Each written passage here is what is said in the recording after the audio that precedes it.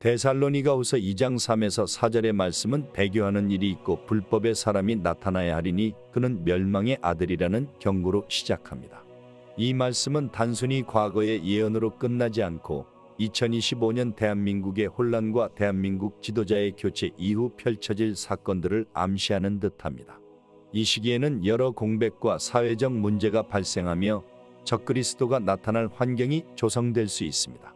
이와 관련하여 전 세계의 여러 신자들이 이러한 상황과 맞물리는 이상한 체험을 보고하며 이 구절의 의미를 더욱 구체화하고 있습니다. 여러 사례를 알아보기 전에 좋아요와 구독 눌러주시면 감사하겠습니다. 미국 미시간주에 사는 42세의 리사 하워드는 독실한 기독교 신자로 매일 밤 작은 기도실에서 깊은 기도를 드리며 신앙생활을 이어가고 있었습니다. 대한민국 지도자의 소식을 뉴스에서 접한 날 밤 그녀는 이상한 꿈을 꾸었습니다. 꿈속에서 그녀는 대한민국의 지도를 보았고 지도 중심에는 붉게 타오르는 십자가가 세워져 있었습니다. 그 십자가 아래에는 검은 망토를 두른 한 남자가 나타났습니다. 그는 군중을 향해 나는 평화의 왕이니 나를 따르라고 외쳤습니다. 그의 목소리는 부드럽고 카리스마 있었지만 그의 발밑에는 어둡고 섬뜩한 그림자가 자라나고 있었습니다. 그림자는 사람들의 발목을 붙잡아 무릎 꿇게 하며 그를 따르도록 만들었습니다. 리사는 꿈에서 깨어난 뒤 자신의 꿈이 곧 대한민국에서 적그리스도가 등장할 징조라고 확신하게 되었습니다. 그녀는 이를 자신의 교회에서 나누며 성경의 예언과 연결짓기 시작했습니다. 마태복음 24장 24절은 거짓 그리스도들과 거짓 선지자들이 큰 표적과 기사를 보이며 할 수만 있으면 택하신 자들도 미혹하리라는 경고를 전합니다. 이 구절은 대한민국 지도자 교체 이후 나타날 수 있는 가짜 메시지와 미혹을 염려하게 합니다.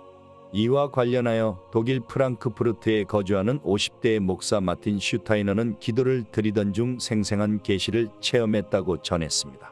그는 성경을 읽으며 묵상하던 중 강렬한 빛에 둘러싸인 한 사내가 나타나는 환상을 보았습니다. 그 사내는 동방에서 새로운 지도자가 나타날 것이며 그는 모든 일을 하나로 통합할 것이라고 외쳤습니다. 그러나 빛이 사라지자 마틴은 사내의 발 아래로 나타난 한국의 상징인 태극기가 점차 어둠 속으로 빨려 들어가는 것을 보았습니다. 그는 이 계시가 적그리스도의 출현과 한국에서의 활동을 경고하는 것이라고 느꼈습니다. 요한계시록 13장 16에서 17절은 그가 모든 자, 곧 작은 자나 큰 자나 부자나 빈자나 자유인이나 종들에게 그 오른손이나 이마의 표를 받게 하고 누구든지 그 표를 가진 자만이 매매하게 하리라는 말씀을 통해 적그리스도가 사람들을 지배할 방식을 암시합니다. 이와 관련하여 필리핀 마닐라의 한 작은 마을에 사는 28세의 청년 마르코 벨라스케스는 놀라운 체험을 했습니다. 그는 꿈에서 자신이 한 거대한 건물 앞에 서 있는 것을 보았습니다. 건물은 초현대적인 대한민국의 대도시를 연상케 하는 모습이었으며 그곳에서는 사람들이 일렬로 줄을 서 있었습니다. 줄의 끝에는 낯선 인물이 서 있었고 그는 사람들에게 오른손에 이상한 표식을 새겨주고 있었습니다. 표식을 받은 사람들은 기계적으로 움직이며 건물 안으로 들어갔고 이를 거부하는 사람들은 경멸당하거나 밖으로 쫓겨났습니다. 마르코는 이 꿈이 적그리스도의 대한민국에서 시작될 세계적인 지배의 서막이라고 느꼈습니다. 호주 시드니에 거주하는 35세의 여성 제니퍼 클락도 이와 비슷한 체험을 했습니다. 제니퍼는 독실한 신앙인입니다. 그녀는 어느 날 새벽 기도를 드리던 중 비슷한 환상을 보았습니다. 그녀는 환상 속에서 대한민국의 서울을 내려다보고 있었는데 도시 위로 거대한 구름이 몰려오더니 빛나는 검은 왕자가 그 위에 자리 잡는 것을 보았습니다. 왕자 위에는 자신을 인류의 구원자라고 자칭하는 인물이 앉아 있었습니다.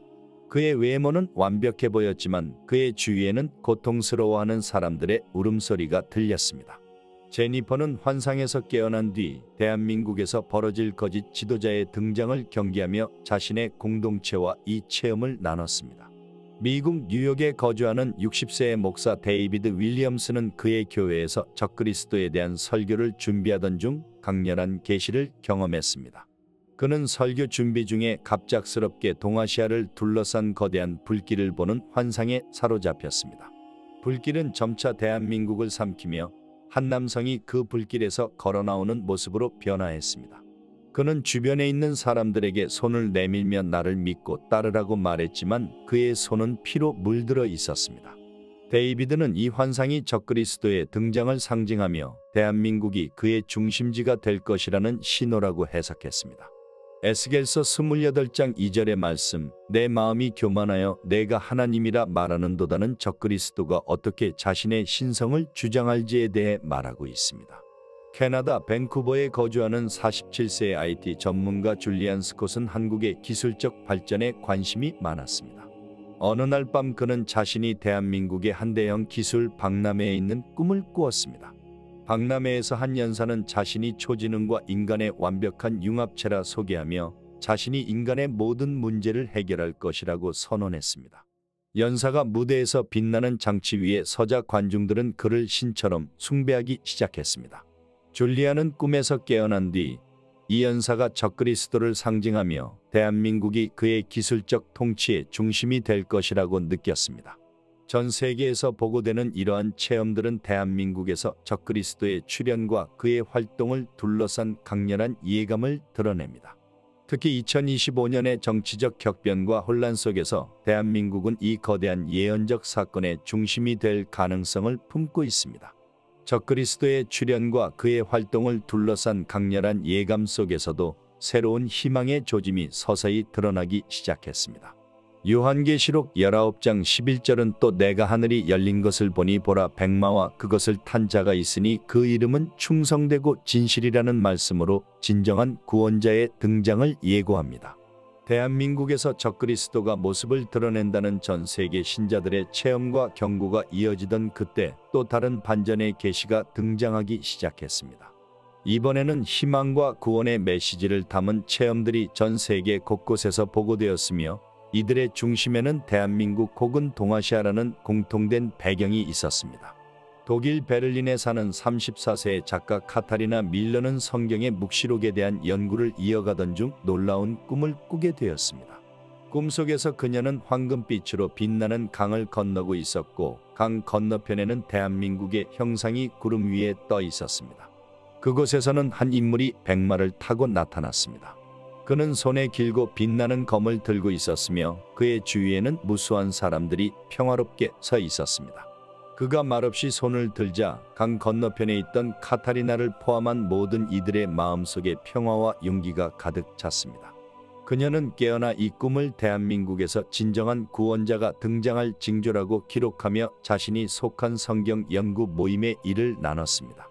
이사야 11장 1절은 이새의 줄기에서 한 싹이 나며 그의 뿌리에서 한 가지가 나서 결실할 것이오라는 말씀으로 구원자의 출현을 암시합니다. 이 구절과 연결된 체험은 캐나다 토론토에서 목격되었습니다. 29세의 청년이자 환경운동가였던 레이먼드 클라크는 대한민국과 관련된 꿈을 꾸었다고 전했습니다. 그는 꿈속에서 죽어가는 나무들이 줄지어 있는 황량한 숲을 지나고 있었습니다. 그때 동아시아의 전통 옷을 입은 한 인물이 나타나 죽어가는 나무들에게 물을 주자 나무들이 즉시 푸르른 생명으로 되살아났습니다. 그는 이 인물이 구세주이며 대한민국이 세상의 생명의 물을 흘려보내는 중심지가 될 것이라는 계시로 받아들였습니다. 스웨덴 스톡홀름에서는 한 대학 교수인 58세의 안데르스 요한슨이 이와 비슷한 비전을 체험했습니다. 그는 기도 중에 환상을 보았다고 말했습니다. 환상 속에서 그는 거대한 전장을 보았고 전장 위에는 붉게 물든 하늘이 드리워져 있었습니다. 그러나 그 순간 대한민국에서 빛이 솟아오르며 그 빛 속에서 백마를 탄 인물이 나타났습니다. 그의 손에는 이삭이 가득한 곡식단이 들려 있었고 그는 그 곡식을 전 세계에 나누어 주었습니다. 요한슨은 이 환상이 대한민국에서 시작될 영적인 풍요와 평화를 암시한다고 느꼈습니다. 스가랴서 9장 9절은 시온에 따라 크게 기뻐할지어다. 보라 내 왕이 내게 임하시나니 그는 공의로우며 구원을 베푸시며라고 기록되어 있습니다. 이와 같은 구절과 맞닿은 체험은 호주 멜버른에서 보고되었습니다. 45세의 여성 변호사인 사만다 클레어는 기도 중에 밝고 생생한 환영을 보았다고 증언했습니다. 그녀는 대한민국을 중심으로 무수히 많은 사람들이 모여들었고 그곳에서 한 남성이 그들에게 빛나는 두루마리를 펼쳐 보이고 있었습니다. 두루마리에는 새로운 계명과 평화의 메시지가 적혀 있었으며 그를 따르는 모든 사람들의 얼굴에는 빛과 같은 기쁨이 깃들어 있었습니다. 대한민국에서의 구원자의 등장은 적그리스도의 활동에 의해 어두워진 세상에 새로운 희망의 빛을 비추고 있었습니다. 적그리스도의 미혹과 폭압 속에서도 진정한 구원자는 대한민국을 중심으로 평화와 정의를 가져오며 전 세계의 사람들을 하나로 모으는 중심축이 되어가고 있었습니다.